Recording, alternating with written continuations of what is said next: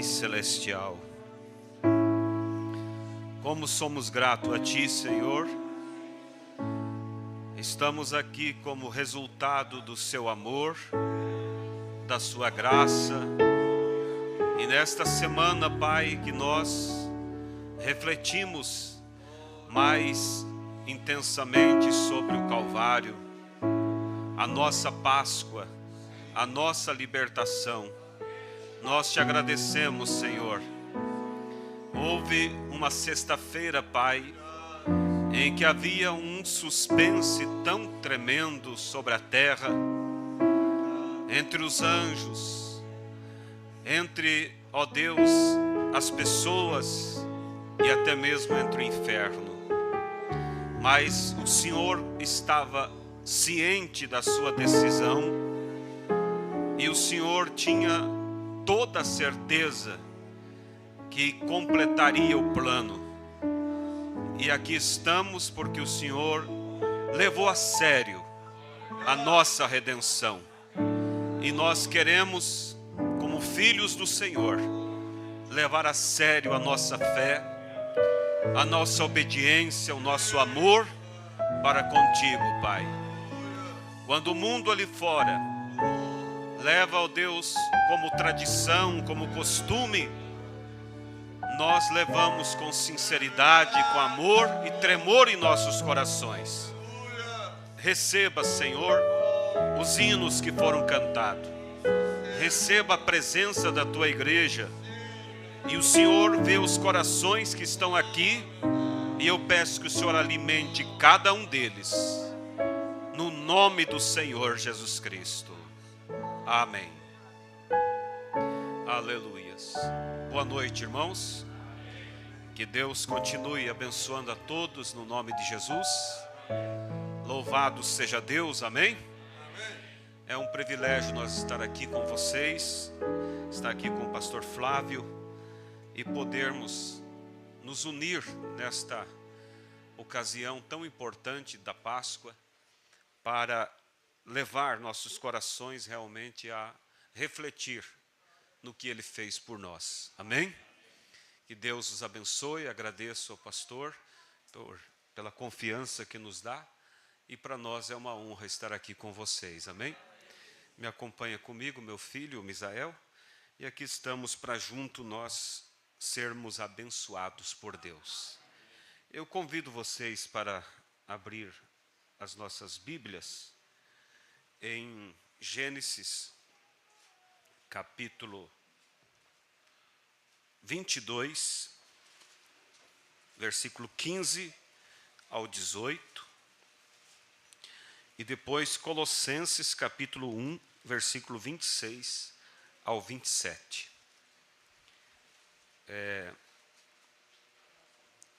Desde que o pastor me convidou para estar aqui nessa ocasião da Páscoa, eu tenho estado orando a Deus e esse tema ele não saiu do meu coração desde que entrou.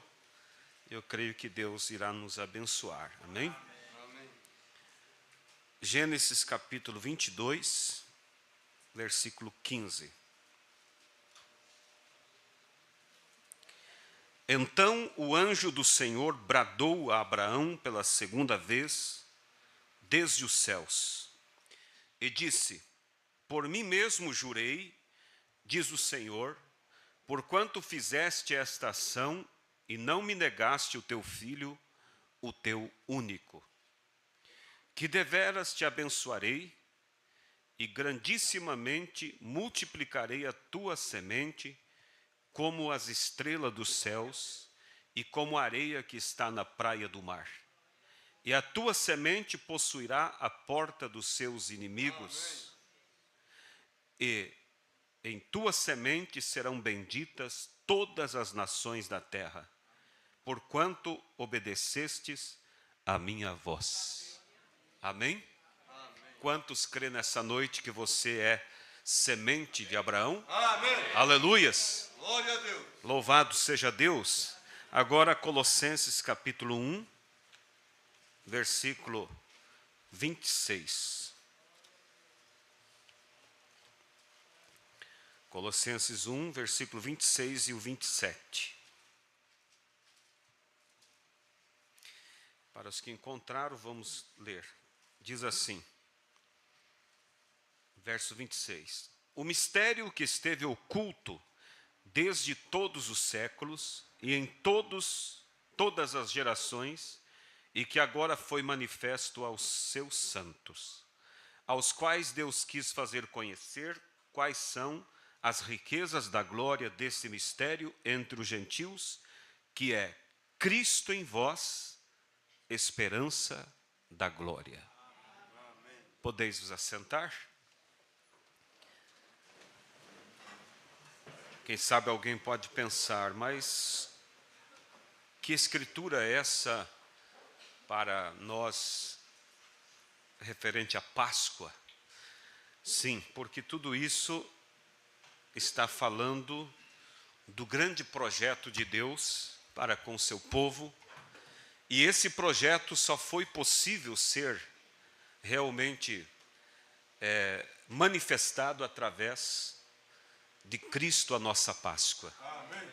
Se não fosse Ele ter se oferecido como o nosso Cordeiro Pascual, nada dessas promessas seriam presentes em nossas vidas.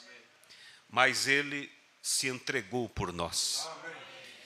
Eu vi outro dia alguém respondendo uma pergunta de um crítico ou um incrédulo, e lhe perguntaram assim: se Deus é onisciente, conhece todas as coisas, sabe todas as coisas, por que Ele não tirou o diabo do jardim antes que houvesse a queda? E eu gostei da resposta daquela pessoa, porque ele não respondeu em si diretamente a pergunta, porque a pergunta era por que Deus não tirou. Ele só disse assim: uma coisa eu quero dizer a vocês, que o mais prejudicado em tudo isso foi Deus, porque causou-lhe tanto sofrimento. Então não há para nós como culpar a Deus no sentido, sabendo Ele de tudo o que aconteceria, por que deixou acontecer? Se Ele deixou, e sabemos que deixou, e sabendo Ele que Ele seria o mais prejudicado em tudo isso, é porque Ele sabia que isso iria contribuir para o nosso bem. E Paulo, o apóstolo, diz que tudo contribui para o bem dos que amam a Deus. Amém. Aí vem a questão, mas como pode determinadas situações contribuir para o nosso bem? Às vezes nós não sabemos como explicar, mas a gente olha para o nosso coração e nós percebemos que nós o amamos, e então a gente diz: olha, eu não sei em que isso vai contribuir para o meu bem, mas que vai contribuir, vai. Amém? E você sabe que para dar valor a alguma coisa, precisa haver algo contrário àquilo que você está valorizando. Você dá valor para o dia porque existe uma noite escura. Você dá valor para a saúde porque existe enfermidade. Se nunca houvesse enfermidade, como que nós iríamos valorizar a saúde? Se não houvesse o inferno, como iríamos valorizar o céu? Se não houvesse a dor, como iríamos valorizar a serenidade, o bem-estar? Então Deus, Ele não é o causador de nenhum dos males, mas Ele deixa que as coisas aconteçam, porque Ele faz com que determinados acontecimentos tragam mais brilho para as suas promessas, para o gozo celestial que há em nossos corações. Amém?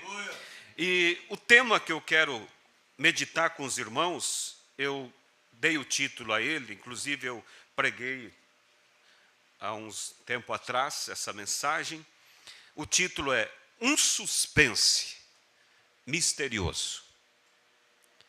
Um suspense misterioso. Pense nisso. Todos nós sabemos o que é um suspense. Você já passou também por algum suspense. As mãos ficam suadas, você treme, o coração acelera, e você naquele suspense, sem saber o resultado que vai vir diante de você, e isso, às vezes, tem pessoas que dizem assim, aguenta coração, porque parece que o coração não vai suportar. Agora pense você, se esses suspenses da vida já nos geram uma tensão tão grande, pense como foi aquele suspense que houve, o maior suspense sobre a terra. Porque se nós observarmos, nós vamos ver que o diabo, ele é um ser inteligente. E ele vivia com Deus, ele era o anjo de luz, estava acima dos demais anjos, e ele era muito sábio. E ele passou a observar que Deus era só o lado positivo. Tudo que havia de positivo estava com Deus. E Satanás pensou, espera aí, tem que haver um outro lado para contrapor. Não há ninguém para governar o lado negativo. Foi aonde ele, no seu orgulho, ele disse, eu serei. Em outras palavras, o Deus do lado negativo. Eu vou levantar o meu reino, porque está faltando na balança um contraponto. Só temos o lado positivo de Deus. Eu vou ocupar esse lugar. E Deus deixou. Deus deixou. Porque Deus sabia que tudo isso, por mais que ele fizesse, tudo isso contribuiria para dar mais brilho ao que Deus já tinha. Se, irmãos, não houvesse tudo que já houve, que prazer haveria no céu? O profeta diz assim, que na eternidade os anjos não poderão cantar os mesmos hinos que nós cantamos. Eles não compreenderão o nosso louvor. Porque nós iremos cantar, estive perdido e fui achado. Nós vamos cantar, tu és misericordioso, tu és fiel. E eles vão pensar, o que é ser misericordioso? Porque eles nunca precisaram de misericórdia. Eles nunca estiveram caídos para ser resgatados. Eles nunca tiveram perdidos para ser achados. Eles não compreenderão o nosso louvor. Mas nós nos compreenderemos muito bem. Porque nós sabemos, o céu terá para nós um sabor muito mais, infinitamente maior do que os anjos saboreiam. Porque eles só conhecem o lado bom. Eles nunca estiveram perdidos. Eles nunca foram achados. Eu me lembro a história de um menino que ele tinha ganhado um barquinho e ele gostava muito daquele barquinho. E então, um dia choveu e havia uma poça de água ali na rua e ele estava ali com o seu barquinho brincando e o barquinho flutuando sobre a água. Mas era uma cidade que tinha muitos morros, e você sabe, quando chove no morro, às vezes dá aquela chuva de verão pontual, e onde você está não choveu, mas em outro lugar choveu, de repente veio aquela enxurrada, né, e passa por você. E deu uma pancada de chuva lá em cima no morro, e o menino estava brincando ali, não choveu ali, ele não percebeu nada, de repente aquela enxurrada veio e tomou aquele menino de surpresa e levou o barquinho dele. Ele correu atrás, mas não conseguiu pegar. Se foi. E ele sempre estava pesaroso, lembrando, ele gostava muito daquele brinquedo. Mas se foi. E um determinado dia o menino estava andando na cidade, E quando ele passa na frente de uma loja de coisas usadas, utensílios usados, e ele olha na vitrine, ali está o seu barco. Ali estava o seu barco. E ele, quando olhou para o seu barco, o seu coração vibrou. E ele simplesmente entrou naquela loja, foi até o barco, tomou o barco, abraçou e foi saindo porta fora. E o proprietário disse: ei, menino, vem cá. Onde você vai com esse barco? Ele disse: não, esse barco é meu. Ele disse: não, esse barco é meu, está à venda. Se você quer, você terá que pagar por ele. O menino disse: mas eu posso provar, esse barquinho é meu. Quem sabe mostrou alguma coisa ali, algum detalhe para que ele soubesse. Ele disse: tudo bem, pode que um dia foi seu, mas hoje é meu. Amém. E se você quiser de volta, você terá que pagar. A criança amava tanto aquele barquinho. E ele disse: quanto custa? É tanto. E ele começou então economizar suas mesadas, e foi guardando, e todo o seu, agora sua luta, todos os seus propósitos eram para o seu barquinho. Não é isso, não reflete a história da nossa redenção? Nós sempre fomos de Deus. Nós estávamos com Deus. Deus disse para Jó: onde estavas tu quando eu colocava as medidas da terra, os fundamentos? As estrelas rejubilavam, os filhos de Deus louvavam. Onde estavas tu? Ou seja, antes que tudo fosse formado, nós já estávamos na mente do Eterno. Nós já éramos partes de Deus.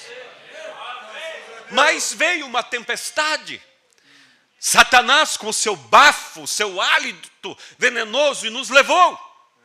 Mas Deus não esqueceu de nós. O menino não esqueceu do seu barquinho. Deus disse: é meu. O diabo disse: era seu, mas hoje é meu. Quanto custa? Todo o teu sofrimento, todo o teu suor, todo o teu sangue. Esse é o valor. Quem sabe Satanás pensou: ele não pagará tanto por alguém tão desprezível? Ele diz: não há problema. Não há problema. Eu vou pagar o preço. Aleluias! E então aquele menino conseguiu, e quando ele conseguiu o valor, ele chegou, peito estufado, caminhando firme, e entrou naquela loja, colocou o dinheiro sobre a mesa e disse: esse é o preço pelo barco. O homem olhou o dinheiro e disse: então o barco é seu. E o menino tomou aquele barquinho, e a história diz que ele abraçou e olhou e disse: agora você é 2 vezes meu. Amém! Você já era meu, mas agora eu te comprei outra vez. Eu te resgatei. Você é 2 vezes meu. Por isso, irmãos, não pense, não deixe o diabo te fazer às vezes sofrer com pensamentos negativos, aquela coisa de você não é nada, você é tão fraquinho, aquele choro. Não, Deus não quer nos ver assim. Nós somos de Deus. Nós sempre fomos dele. Aleluias. E então o diabo foi, como eu disse, planejou lá em cima fazer o seu reino, ocupar o lado negativo. Não havia ninguém para defender o outro lado. E ele se posicionou, e ele conquistou muitos anjos, e Deus o jogou lá de cima. Ele enfrentou a Deus, e ele foi derrotado. Quando ele cai aqui na terra, ele cai como derrotado. E eu penso que ele, ao cair aqui, ele olha e diz assim: contra Deus, eu já sei, eu não consigo vencer. Mas na mensagem perseverante, o profeta diz: se há algo que podemos copiar do diabo, é o exemplo de perseverança. Porque Satanás é perseverante. Levou a derrota que levou, e cai aqui na terra, e ele diz: eu ainda continuarei essa batalha. Vamos dizer assim, quem sabe, porque eu quero chamar a tua atenção agora, porque nós estamos acostumados, e parece que quando falamos da cruz, quando falamos da redenção, é algo tão simples. Por quê? Porque nós estamos olhando a história de frente para trás. E quando você olha de frente para trás, você vê tudo o que foi acontecendo e todos os resultados que aquilo já foi sendo concluído. Então aquilo não é novidade para você. Então você olha assim, bem, somos salvos. Sim, porque estamos olhando de frente para trás. Somos mais do que vencedores? Sim, é simples, porque estamos olhando de frente para trás e vemos que já houve uma vitória por nós. Mas eu convido a você a viajar 6.000 anos atrás. Antes que tudo acontecesse. E você agora chega ali no Jardim do Éden. E você está ali assistindo a cena. E você primeiramente está vendo Adão e Eva brincando no jardim, rindo, tão felizes, aproveitando das maravilhas que há ali. E você está assistindo tudo. Lembre, você não conhece o futuro ainda. Você só conhece aquilo. Você apareceu ali, você não sabe o que há pela frente. Você só vê que é algo muito lindo, o Éden. Você vê que é um lugar muito aprazível. Você vê que ali está os filhos de Deus. E você diz, bem, como eles são realmente, eles são importantes para Deus. Deus os ama tanto. E de repente, depois de um dia maravilhoso ali, observando Adão e Eva, você vê Deus descendo no final do dia e tendo companheirismo com Adão e Eva, e aquilo tudo muito maravilhoso, e você vai bater palma e vai dizer, esse Deus é maravilhoso, olha, só coisa linda, só maravilha, só bênção.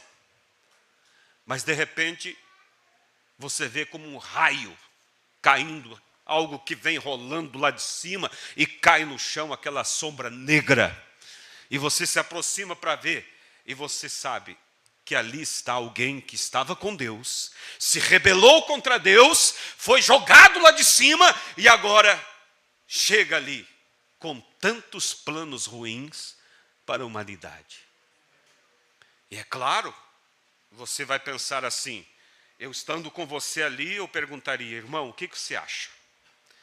Esse é Satanás.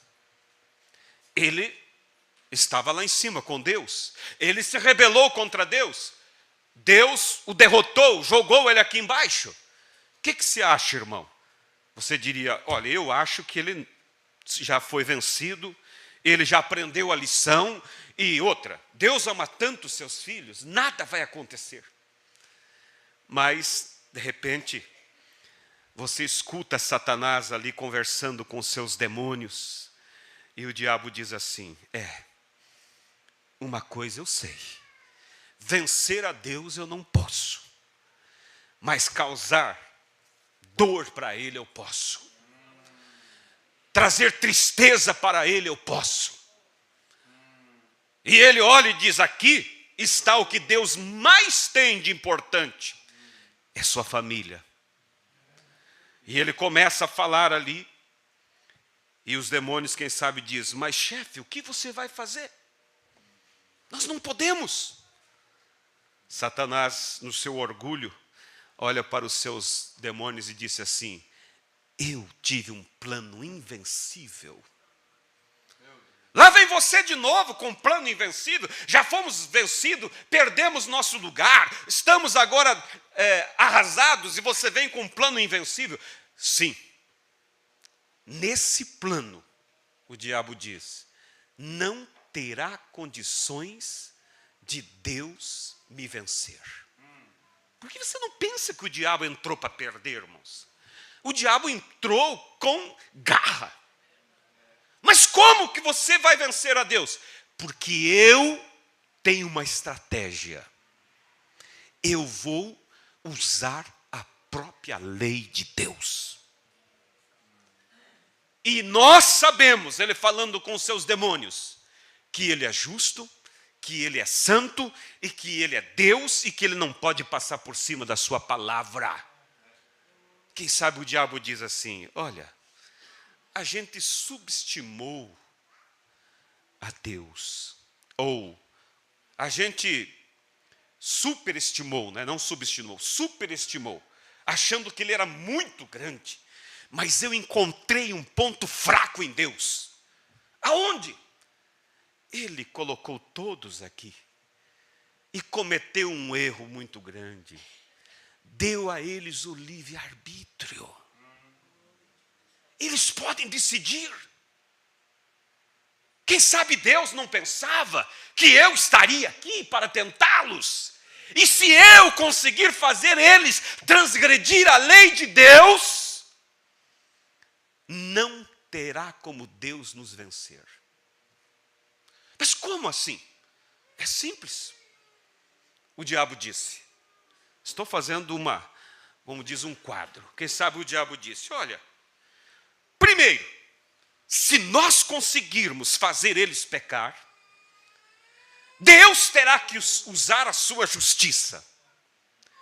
E vocês não lembram que ele disse que ele é um Deus de misericórdia?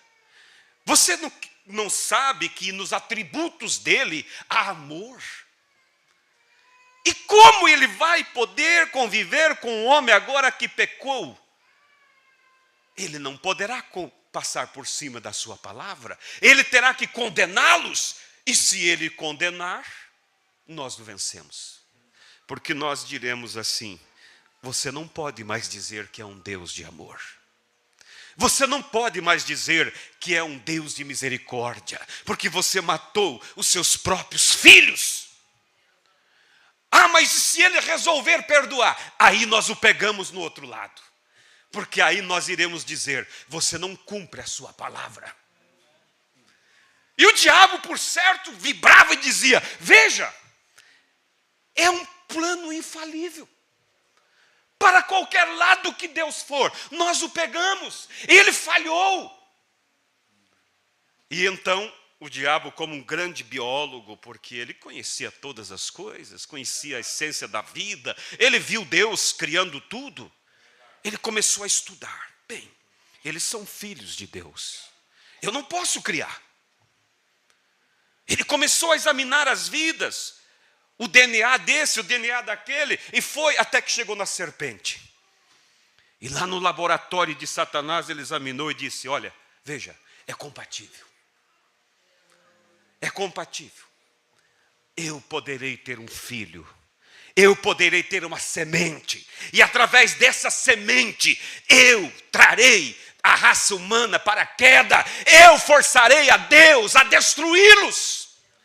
E eu o vencerei. Ali estava, irmãos.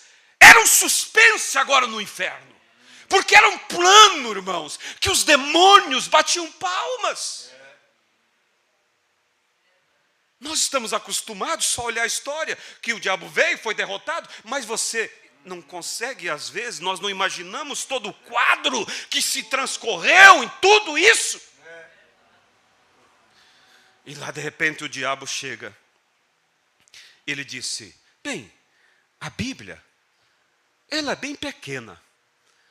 A Bíblia de Deus hoje tem 66 livros, mas a Bíblia de Adão e Eva era uma frase só. Não tocarás na árvore do conhecimento do bem e do mal, porque no dia que tocardes morrereis. Essa era a Bíblia. Mas veja como o diabo, ele é um grande estrategista, irmãos. Se hoje, com toda essa Bíblia, ele consegue deslocar, aplicar mal e levar as pessoas ao erro, e ele com aquela Bíblia que era uma frase só, mesmo assim ele conseguiu. E ele chegou e disse: bom dia, irmã Eva. E Eva não se assustou com a serpente. Ela estava acostumada, era um dos animais que andavam por ali. E vocês, jovens, e mesmo nós mais idosos, vamos dizer, né, que estudamos no colégio, você lembra que a professor dizia que nós viemos de uma evolução. E eles mostravam lá o gráfico, né, do macaquinho e vai indo até o chimpanzé, mas do chimpanzé para o homem dá um salto. E eles dizem assim, tem um elo perdido entre o chimpanzé e o homem. E eles procuram até hoje algum fóssil desse animal em extinção, e eles pensam, é claro, a ciência, que um dia vão encontrar um fóssil de um animal que ainda nunca ninguém conheceu, que está entre o chimpanzé e o homem para provar a evolução. No sentido, a ciência tem razão. Houve sim um animal entre o chimpanzé e o homem. E quando eles dizem que nós viemos da evolução, em um certo sentido, entendam, eles têm razão. Mas não no sentido que eles aplicam. Deus, na verdade, criou todas as coisas de uma forma evolutiva. Mas não que uma coisa veio da outra. Cada semente, ela é inteiramente única. Só que o profeta disse, não me falhe a memória, pastor, me ajude, mensagem, acho que é a obra-prima, que ele diz assim, que Deus começou a criar, e a primeira coisa que ele fez foi o girino. É a obra-prima. E aí, depois do girino, ele foi ampliando a criação. Mas não está ligado uma criação com a outra. Deus veio numa forma evolutiva, trazendo até que chegou no macaco, no chimpanzé, e por último, criou o homem. Mas totalmente desvinculado um do outro. Deus, irmãos, não precisa fazer cópias. Deus, Ele é único. Por isso eu digo a você aqui nessa noite, você que às vezes sofre com complexo, e você pensa, eu gostaria de ser como o irmão fulano, eu gostaria de ser como a irmã fulana, eu não gosto do jeito que eu sou. Lembre-se, em Gênesis, cada vez que Deus criava algo, a Bíblia diz, e Deus achou bom. Deus não fez nada que Ele dissesse, ficou meia boca. Não, tudo Ele fez bem. E quando Ele te fez, Ele achou bom. Do jeito que Ele te fez. Porque Ele é um Deus de variedades. Nós estamos no mundo hoje chegando a 8 bilhões de pessoas da Terra. E você pode tomar as digitais de 8 bilhões de pessoas e você não encontrará uma digital igual a outra.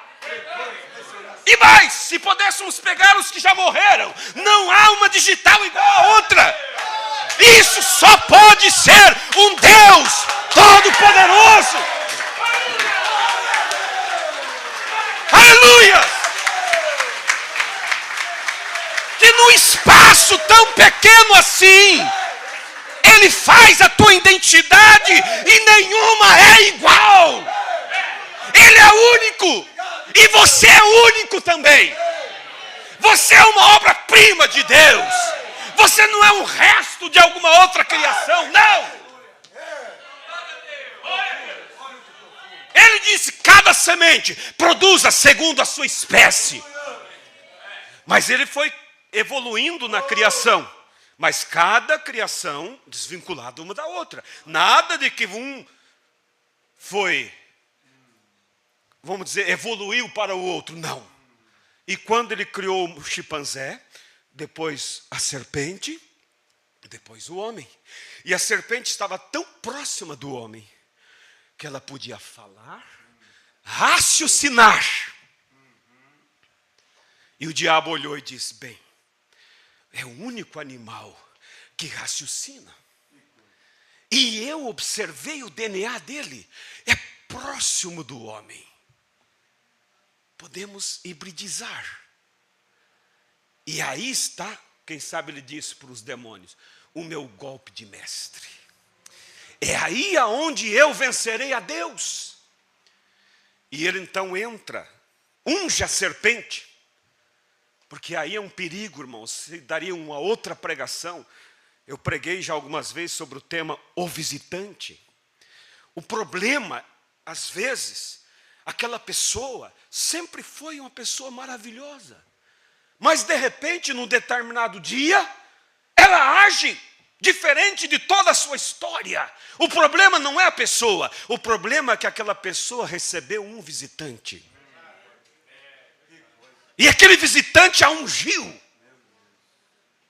Eva viveu há muito tempo ali, a Bíblia não diz quanto tempo. Tudo bem, tudo bem. O problema não era Eva, foi que numa daquelas manhãs, um visitante a visitou. E Eva não prestou atenção na palavra de Deus. Davi era um homem segundo o coração de Deus, um homem maravilhoso. Mas um determinado dia, ele saiu como de muitas outras vezes, ele saía na sacada do seu palácio. A casa de Betseba sempre foi naquele lugar. Muitas vezes ele viu Betseba, muitas vezes, quem sabe, ele disse para o soldado: manda Betseba fechar aquela janela. Porque ele morava mais acima, podia ver lá dentro. Mas houve um dia que Davi saiu. E o problema é que ele foi visitado por um espírito. Então temos que vigiar. Temos que vigiar, porque espíritos visitam. Para que a nossa porta esteja sempre fechada. E um dia, Eva encontrou a serpente como de tantas outras vezes, sempre igual. Era a mesma serpente. Já conversaram outras vezes, porque se ela não tivesse conversado, ela teria se assustado. A Bíblia diz que foi muito normal. A conversa foi bem normal. Por quê? Porque ela já conversava com aquele animal, que não era filho de Deus, mas era uma criatura de Deus. E a única diferença, o profeta diz, é que não tinha alma. No mais, ela era parecida com o homem. Mas naquela manhã, havia um visitante ali. Um espírito errado. Eu sinto de abrir um parênteses aqui, pastor. Toma cuidado, que às vezes aquele amigo no WhatsApp, tantas vezes só coisas boas. Mas quando você observar algo diferente, não pense: mas é o meu tio, é o meu parente, ou é o fulano. Sim, mas esse algo diferente pode ser um visitante. E você tem que fechar a porta. Você tem que dizer: eu vou mostrar para o meu marido essa conversa, ver o que ele pensa disso. Que o visitante já vai embora. Esse é o perigo. As conversas de Eva sempre eram maravilhosas com a serpente, falando da grandeza de Deus, falando da bondade de Deus, mas naquela manhã havia algo diferente. Ela deveria ter dito sim: serpente, me desculpa, eu vou chamar meu marido para nós conversarmos. Ué, mas por que, irmã Eva? A gente sempre conversou. Mas eu estou estranhando. Há algo diferente. E Adão iria identificar o visitante. Porque Adão era um pequeno Deus. Ele era um profeta. Ele sabia. Ele iria distinguir que ali estava Lúcifer. Por isso, irmãos, o pastor é a defesa da igreja. Ele tem um ministério para discernir o visitante, às vezes numa doutrina, em alguém que te chega na sua casa. E você, às vezes, uma vez o pastor Febrônio disse, muitos anos atrás, ele atendia o campo muito longe. Depois foram surgindo mais pastores e foi diminuindo o seu campo. Mas em um determinado local, ele chegou e um irmão estava flertando ali com algumas fitas, sei lá, doutrinas e coisas da época. E ele disse: irmão, para com isso. Isso é perigoso. Ele disse: pastor, deixa que eu vou descobrir por mim mesmo. Ou seja, eu não preciso do senhor para dizer o que eu faço, o que não faço. Resultado, foi tomado por aquele espírito e foi para o brejo. Então, chame o esposo. Nosso esposo é Cristo, mas o pastor era a representação de Cristo. Chame ele para ouvir essa conversa. Por que Eva não fez isso? E aí a serpente disse: pois é, bom dia, irmã Eva. Bom dia. Que dia lindo é hoje, não é? Sim, como todos os dias. Porque não havia outros dias ruins e bons, era só bons. Deus é maravilhoso, não é, irmã Eva? É maravilhoso. Quantas coisas boas Ele tem dado para vocês, filhos? Sim. Você tem observado, Eva, que Deus disse que de toda árvore vocês poderiam comer? Olha a estratégia. Ela disse, sim, de todas, menos de uma. Da árvore do conhecimento do bem e do mal. Porque no dia que nós comer, nós morreremos. Mas, irmãos, o nível da conversa estava tão animado, que o diabo só emendou e disse, certamente não morrereis, irmã Eva. Você acha que um Deus tão bom, tão misericordioso, um pai tão carinhoso, vai matar vocês? É que Deus sabe que no dia que comer, será aberto o vosso entendimento, vocês serão como Deus. Conhecendo o bem e o mal, ou seja, vocês vão conhecer coisas maiores, você vai conhecer um outro lado que você não conhece. E Eva ficou curiosa. Agora eu pergunto, quem de nós que tem curiosidade pelo mal? Ninguém, porque nós sabemos que o mal é ruim, mas Eva só conhecia o bem, e ela pensava que o mal era uma outra fatia de coisa boa. E ela caiu, e em consequência Adão caiu junto para protegê-la.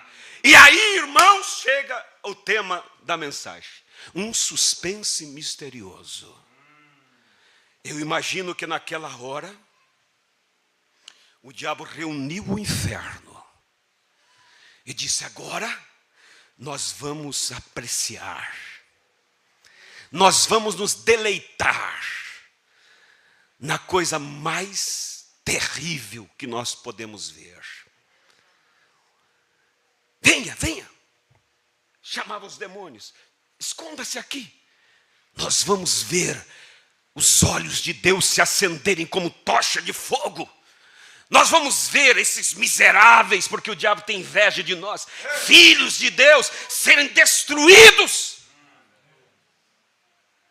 E eu sou o cara, vamos dizer, eu peguei Deus. Ele falhou quando deu o livre-arbítrio para os seus filhos. Eu sabia que Deus não poderia intervir, e eu sabia que eu poderia, através da serpente, induzi-las a errar. Mas os demônios que já tinham levado uma surra, quem sabe estavam com medo de novo, e diziam, mas Lúcifer, lembra que lá nós estávamos achando ganho já.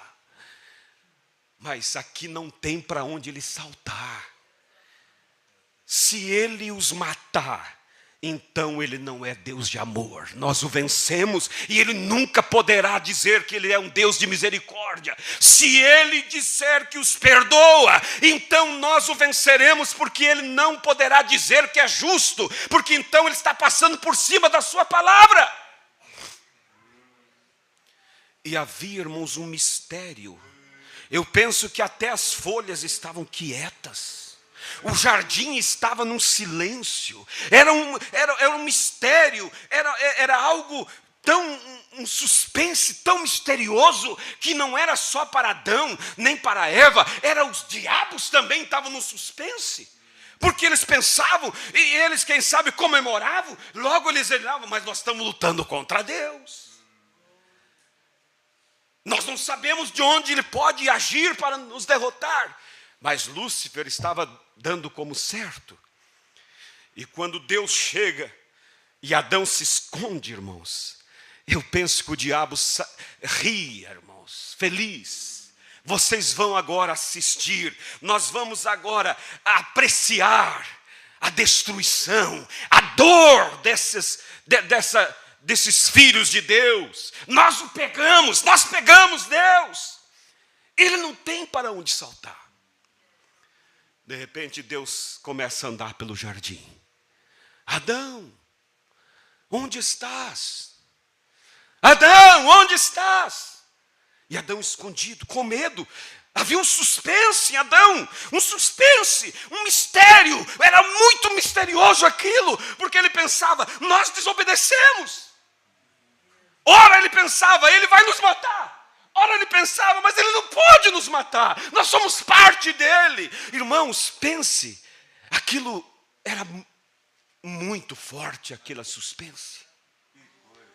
Eva agarrada no braço de Adão. E agora, Adão? Eu não sei, eu só sei que ele é um Deus de amor. E aí, quando começa você a alimentar um lado, você pensa que vai dar, mas de repente você olha para o outro lado e você começa a pensar, eu acho que não estou tão certo assim. Adão dizia, quando olhava para o amor de Deus, para a graça de Deus, para a misericórdia, para a bondade, ele só dizia, Eva, não tem como ele nos destruir. E quando eles começavam a se alegrar, por certo, Adão pensava para o outro lado de Deus agora. Ele é justo. Ele não pode passar por cima da sua palavra. Ele disse que no dia que nós comesse, nós morreríamos. E ele não pode violar a sua palavra. De repente, Adão disse, Senhor, eu pequei. Eu estou escondido. Adão, por que fizeste isso? Não foi, irmãos, um teatro. Deus não estava encenando. Deus estava com dor no coração, sim. O diabo, irmãos, estava realmente se maravilhando de ver o sofrer de Deus. Porque, como eu disse, quando ele cai dos céus, ele pensa, vencê-lo eu não posso, mas machucá-lo eu posso, feri-lo eu posso. E ele estava alcançando o seu objetivo. Adão, quando ele disse, Adão, por que fizeste isto? Quem sabe Lúcifer, lembra que nós estamos lá e não conhecemos o futuro ainda. Nós não sabemos do que vai acontecer. Nós sabemos que a Bíblia diz, que era uma frase só, no dia que pecardes morrereis. Era tudo o que nós sabemos, há 6.000 anos atrás. Todos nós agora estávamos em suspense. Todos nós estávamos pensando, se ele perdoar, ele não é mais justo. Ele passou por cima da sua palavra. Se ele condená-los, eu não poderei nunca mais olhar para ele como um Deus de amor. Porque ele matou a sua imagem. Que suspense, irmãos. Os diabos estavam em suspense. Adão, Eva, os anjos do céu estavam em suspense. E o diabo disse, nós vamos nos divertir muito, porque agora nós o pegamos. Vai ser o fim de Adão. Adão, por que fizeste isto? Senhor, a mulher que tu me deu, ela comeu do fruto e me deu para mim. Ela me enganou, em outras palavras, ela trouxe o mal para mim. Eva, por que fizeste isto? O diabo pensando, veja, ele vai amaldiçoar. E aí, ele será um Deus com o coração ferido por toda a eternidade.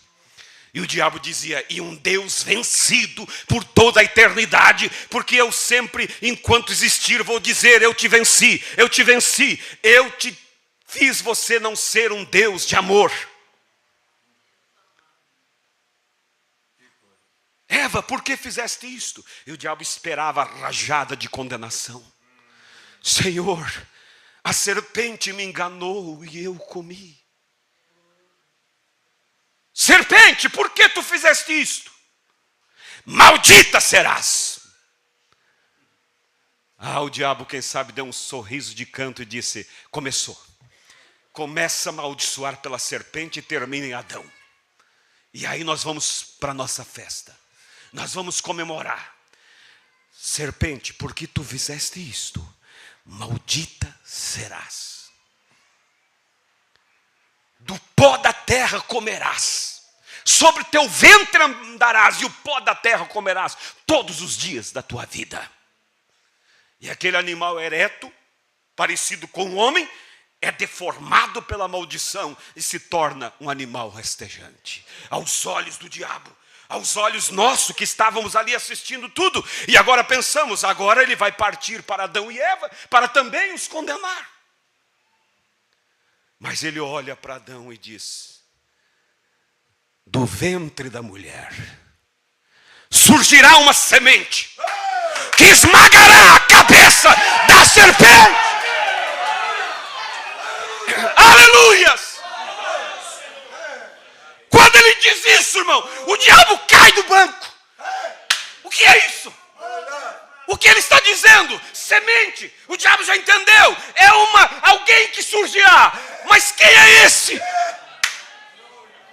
Eu não contava com isso da parte de Deus. Eu não imaginava que ele poderia. Porque o diabo na hora, irmãos, ele viu que essa semente seria o próprio Deus que iria vir e pagar o preço por nós. E a olhar para os olhares incrédulos dos demônios que estavam confiando em Lúcifer, como ele vai se explicar agora? E agora, Lúcifer, tu diz que era invencível o teu plano? Não, mas eu não contava com isso da parte de Deus. Quem sabe ele disse, eu sabia que ele era um Deus de amor, mas não tanto assim, ao ponto dele mesmo vir. Oh, irmãos, e nós estávamos ali assistindo, e com certeza seria um culto pentecostal ali no Éden.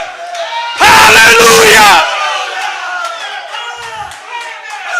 Porque aquele suspense misterioso, você descobre algo de Deus que você não imaginava. E os demônios olham para Lúcifer e dizem, perdemos Satanás, acabou. Mas ele é persistente. Ele diz, não acabou ainda. Não acabou ainda. Vamos atrás dessa semente. Nós temos que pegar. Deus nos venceu. O Deus Espírito, o autoexistente. Mas eu entendo agora que ele vai se fazer carne, semelhante ao homem. E será a nossa chance contra ele. Porque o diabo tem que vender a sua mercadoria. Ele tem que manter os seus diabos confiando nele. E o profeta diz que eles agora começam a vigiar. E eles olham para Abel. E Abel tão puro. Abel tão santo. Abel com tanto amor no coração. E o diabo diz, uma semente da mulher. Do ventre da mulher. Ah, eu sei. Esse Abel não é meu. Esse Abel não é semente da serpente. É ele que vai esmagar nossa cabeça. Ou melhor, tentar esmagar. Nós vamos vencê-lo. E o profeta disse, e o diabo vem e mata Abel. Pensando que estava matando a semente. Mas de repente ele vê que o plano de Deus continua normal. E os cordeirinhos começam a ser sacrificados. E Israel, e os planos de Deus, e os profetas vêm. E surge um José, o tipo da perfeição. E o diabo diz, bem, entre todos ele é o mais perfeito. Pode ser esse a semente. Nós temos que pegá-lo. E eles tentam pegar José de um jeito, e José escapa. Tenta pegar com a mulher de Potifar, José escapa. Põe na cadeia, José escapa. E eles dizem, é essa a semente. Nós precisamos pegar. De repente eles fazem José mentir. E o diabo diz, será essa a semente? Nós o pegamos. Mas ele percebe que o plano de Deus continua. E os cordeiros continuam sendo sacrificados. E Deus continua apontando uma sombra, uma semente que vem. Aleluias! Oh, irmãos, e esse suspense misterioso continua ainda. Agora é claro, sabendo que há um plano. Antes nós não sabíamos. Mas agora nós vemos que há um plano. Só não sabemos como vai ser. E daí nós estamos seguindo pelos séculos, e nós estamos acompanhando, e agora nós estamos acompanhando o povo judeu, e eles estão lá depois dos sacrifícios do templo, e eles se assentam entre família, e eles começam a conversar, e nós não conhecemos o futuro ainda, nós só estamos assistindo tudo, e a gente vê aqueles velhos judeus dizendo assim, filhos, deixa eu contar para vocês a história, um dia, bem aqui, nessas terras, de Babilônia, nesse lugar, havia um jardim. E isso era muito puro. E Deus tinha seus filhos, que é os nossos pais, Adão e Eva. E ali Deus vinha toda tarde, e tinha companheirismo cara a cara com eles. Mas eles pecaram. E eles achavam que era o fim. Mas Deus mostrou um lado que ninguém sabia. Que Ele poderia trazer misericórdia através de uma semente que Ele prometeu. Nós não entendemos muito bem que semente é essa.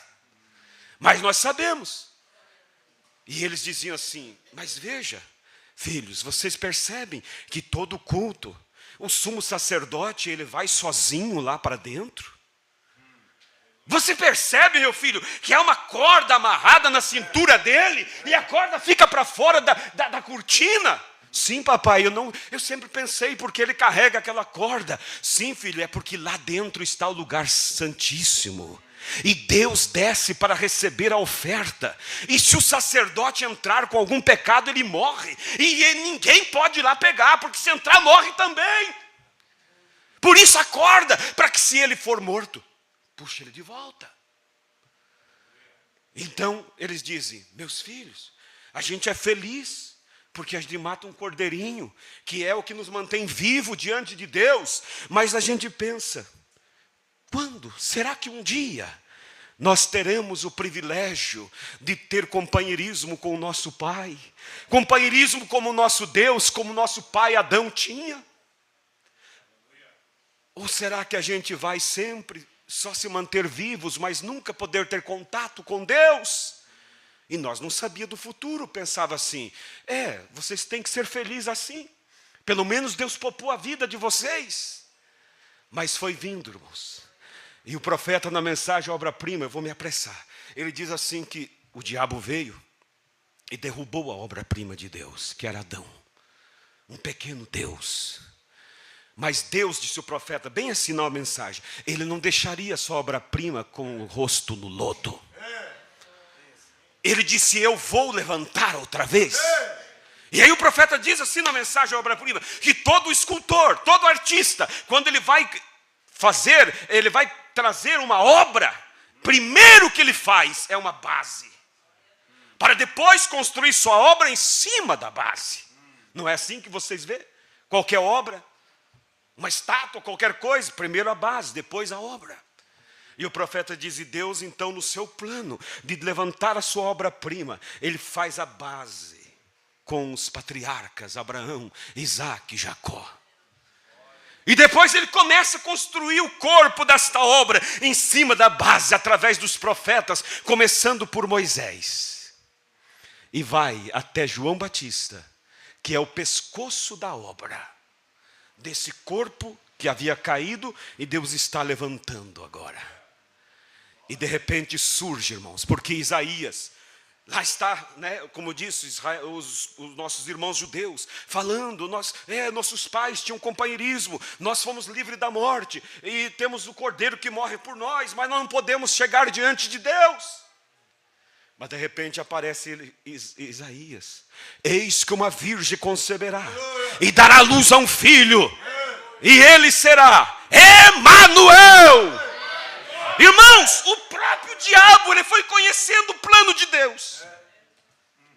E ele cada vez ia se certificando: é isso que eu pensava, é ele mesmo que vem.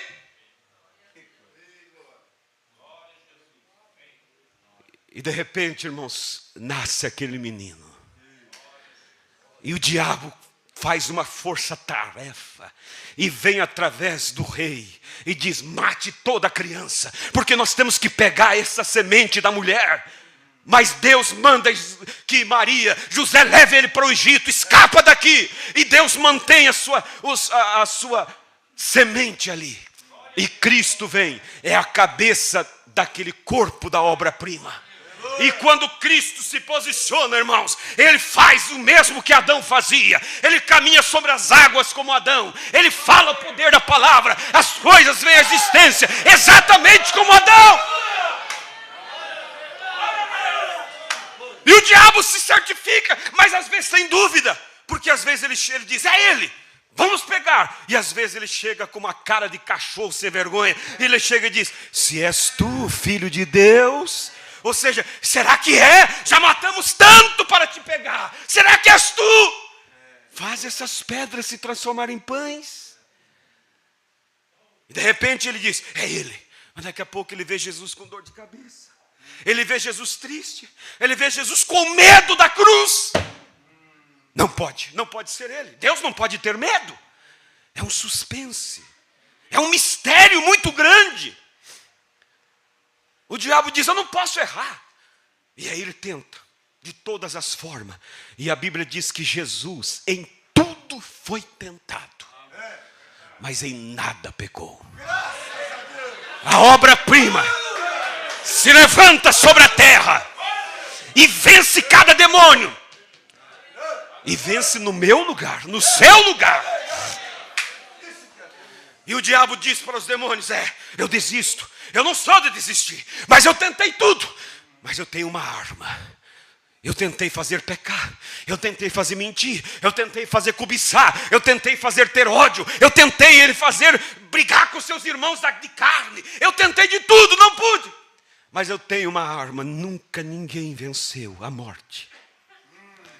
Mas o diabo é tão burro, irmãos, que cada tiro dele, irmãos, eleva a glória de Deus. Cada plano dele, irmãos, vivifica o plano de Deus. E ele diz: eu não o peguei no pecado, mas eu o matarei. Nunca ninguém voltou da morte. E se ele é a semente que haveria de vir da mulher, nós vamos acabar com ele agora. E quando ele está na cruz, irmãos, porque veja vocês, até o Getsemane, ele tem a glória do Pai. Mas no Getsemane, ele é abandonado pela glória do Pai. Sim, do Getsemane até o Calvário, ele vai sozinho. Por quê? Porque Deus não habita com o pecado. E ali, todo o pecado da humanidade vem sobre ele. Porque os cordeiros não tiravam o pecado. O pecado de Adão, o pecado de José, o pecado de Abraão, de todos os santos. O pecado dos que haveriam de vir pelo futuro, todos vêm sobre ele, irmãos. Então a glória de Deus se afasta. Por isso ele diz: Deus meu, por que me abandonaste? Ele se sente sozinho. Ele sente, irmãos, uma dor, um medo que nenhum homem nunca sentiu.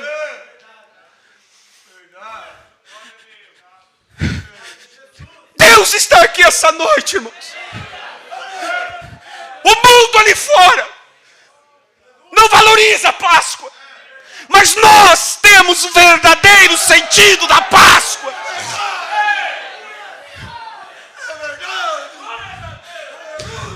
Um médico cirurgião.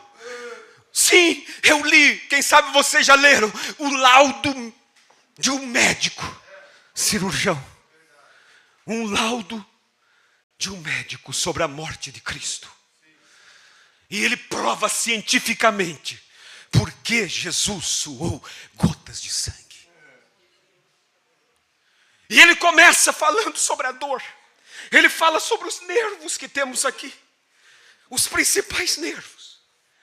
Quando Jesus é pregado, e quando o corpo dele se descanta sobre os pregos, porque ele não suporta a dor dos pregos dos pés, então ele tem que afrouxar o peso dos pés, e então o peso se sobrecai sobre aqueles pregos.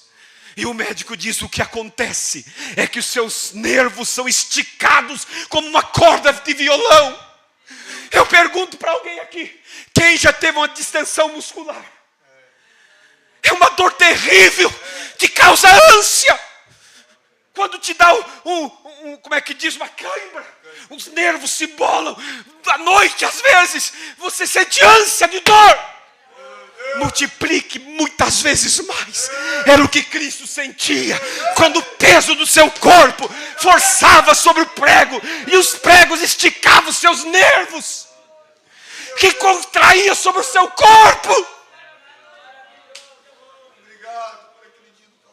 E o médico diz assim, que esses nervos que passam por aqui, quando eles eram tensionados como uma corda de violão, ele diz, eles pressionavam seus pulmões.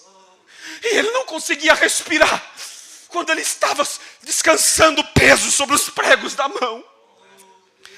Mas de repente, irmãos, quando ele está ficando preto, sem fôlego, e a morte já está vindo, mas ele, irmãos, o profeta disse assim: aquela morte não foi uma morte qualquer. Profeta na mensagem, ele, esqueço o nome, daquela que tem o túmulo bem fininha, que diz que ele morreu por nós. Vivendo ele me amou, morrendo ele me salvou. Nessa mensagem o profeta diz: nenhum homem poderia sofrer a morte que Jesus sofreu. Porque, irmãos, desde a quinta-feira que ele é preso, até quando ele é crucificado, irmãos, ele perdeu quase todo o sangue dele. Ele estava vivendo por milagre. Por quê? Porque ainda o preço do pecado não estava pago. Não eram os açoitezinhos que pagariam o preço, irmãos. E quando ele estava, irmãos, pressionando sobre os pregos, e os nervos pressionando os seus pulmões, e ele ficando azul, sem respiração, ele poderia muito bem se entregar e morrer, mas ele sabia: ainda eu não paguei por todo o preço, ainda resta um pouco, eu tenho que suportar mais. E esse médico diz assim: então, para poder dizer: Pai, perdoa, eles não sabem o que fazem. Para poder dizer isso, ele tinha que fazer o quê? Soltar o peso sobre os pregos dos pés, para aliviar os pregos das mãos, para que aliviasse os nervos que pressionavam o seu pulmão. E então ele enchia de ar e dizia: Pai, perdoa, eles não sabem o que fazem. E ele se soltava outra vez, porque ele não suportava mais a dor dos pregos dos pés. Mas ainda ele precisava fazer mais. E quando ele estava azulando e perdendo fôlego para morrer, ele forçava o peso sobre os pregos dos pés, aliviava os pregos das mãos, aliviava os seus pulmões, e ele enchia de fôlego outra vez para dizer: Pai. Aos irmãos de Passo Fundo, tudo está consumado. Ao irmão José, à irmã Maria, ao Pedro, tudo está consumado.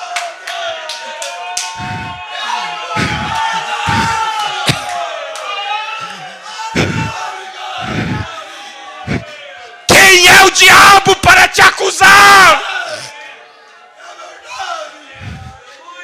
Nenhuma condenação há para os que estão em Cristo Jesus.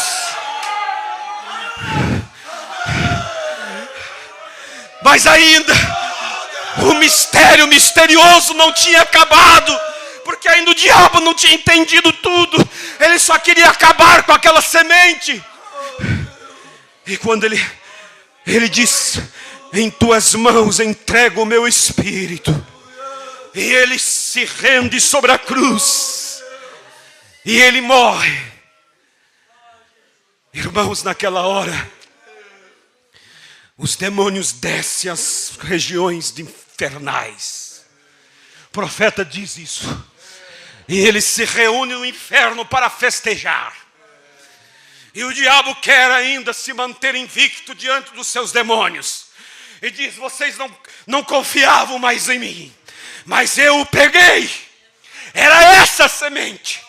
Veja que nada lhe pecou. Esse era Deus. Porque o próprio diabo teve que dizer: verdadeiramente és filho de Deus. Mas o diabo disse: nós temos uma vitória parcial. Não vencemos ele no pecado, e não poderíamos mesmo, porque ele é Deus. Mas nós tiramos ele de ação. E os homens continuarão na terra. Eu sei, foi triste para nós ver outra vez o Adão se levantar sobre a terra, invicto, caminhar sobre as águas. Nós pensávamos que nunca mais sucederia. Foi triste para nós. Mas agora, ele era Deus. Seus filhos continuam com uma parcial graça, com um parcial perdão, porque não são destruídos, mas também não podem ter companheirismo com Deus. Mas de repente, O profeta diz que estoura a porta do inferno. Jesus chega e dá-lhe um golpe nas portas do inferno. Aleluia! E ele entra ali. E se o diabo pode, irmão, ter outras cores, não sei, mas ele amarela diante da situação. E ele disse: agora eu não entendo. Tu não és pecador. Aqui só desce os que pecam. Tu venceu a mim. Como você vem parar aqui? Cala a boca, Satanás. Dá-me a chave da morte do inferno. Dá-me a chave. Ah, irmãos. E ele passa a mão na chave da morte do inferno. E vira-se e sai dali.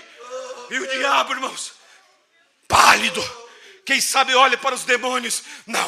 Não pode ser. Eu pensei que nós tínhamos tido uma vitória parcial, mas eu acho que ele não pode ser. Ele tem um lugar para os santos, é um paraíso, é bom para eles, mas eles não têm contato com Deus. E eu me sentia feliz de saber que eles iriam viver, mas sem Deus. Será que ele vai até lá? Ah, irmãos! E de repente, irmãos, o profeta nos diz que um pouco antes do amanhecer ali em Jerusalém, ele entra naquele paraíso imperfeito, onde estavam os santos do passado. E quando ele entra, Abraão cutuca Sara e diz: Sara, é ele! É ele! Quem, Abraão? Aquele que comeu carne conosco. Os jovens hebreus, Sadraque, Mesaque, é ele! É o quarto homem que esteve conosco na fornalha. Aleluia!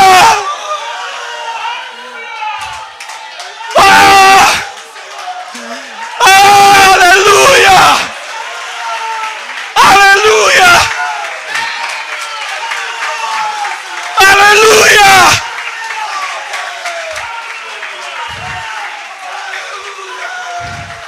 E todos os santos do passado reconhecem ele. Moisés disse: é ele, é aquele que eu vi na sarça, é aquele que eu vi pelas costas na fenda da pedra. E começa um avivamento ali. E o irmão Branham diz assim: Jesus grita e diz assim: venham, depressa, depressa. Está amanhecendo o dia em Jerusalém. E antes que o dia amanheça, eu preciso levantar dentre os mortos. Aleluia! E o profeta disse: na manhã da Páscoa houve um 2 levantar, um 2 abrir de sóis, o sol natural e o sol da justiça. E ele se levanta, e os santos do passado levantam com ele, e eles caminham por Jerusalém. Abraão, o profeta diz, de mãos dadas com Sara, caminha por Jerusalém. Aleluia! Aleluia! E o diabo, irmão, enquanto agonizava a sua derrota, ele reúne os santos ressuscitados. E ele sobe. E Salmo capítulo 24, se não me falha a memória, ele chega e os anjos vão na frente, naquele cortejo de glória. E eles chegam e gritam nas portas eternas dos céus: abriam portais eternos, abriam portais eternos, porque entrará o Rei da Glória. E do outro lado da porta, os anjos lá dentro gritam, porque eles não podem abrir para qualquer um, não. Eles gritam: quem é o Rei da Glória? E os anjos do lado de cada porta gritam: é Ele, o Senhor dos Senhores, aquele que venceu e é digno, o grande conquistador. Vamos nos colocar de pé. Aleluia, abriu a portais eternos e eles entram para a glória, prefigurando a segunda entrada na glória, que serás com os santos ressuscitado do período da graça, e a noiva que não morreu será transformada e subiremos. E aí eu concluo como Paulo disse: o mistério que esteve oculto durante todos os séculos, o suspense misterioso que esteve oculto desde Adão, foi revelado. Cristo em vós, esperança de glória.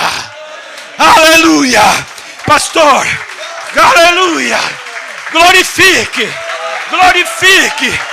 Ele é a nossa Páscoa. Ele é o grande conquistador. Ele venceu. Louvado seja o nome do Senhor. Adore esse Deus vivo que está aqui.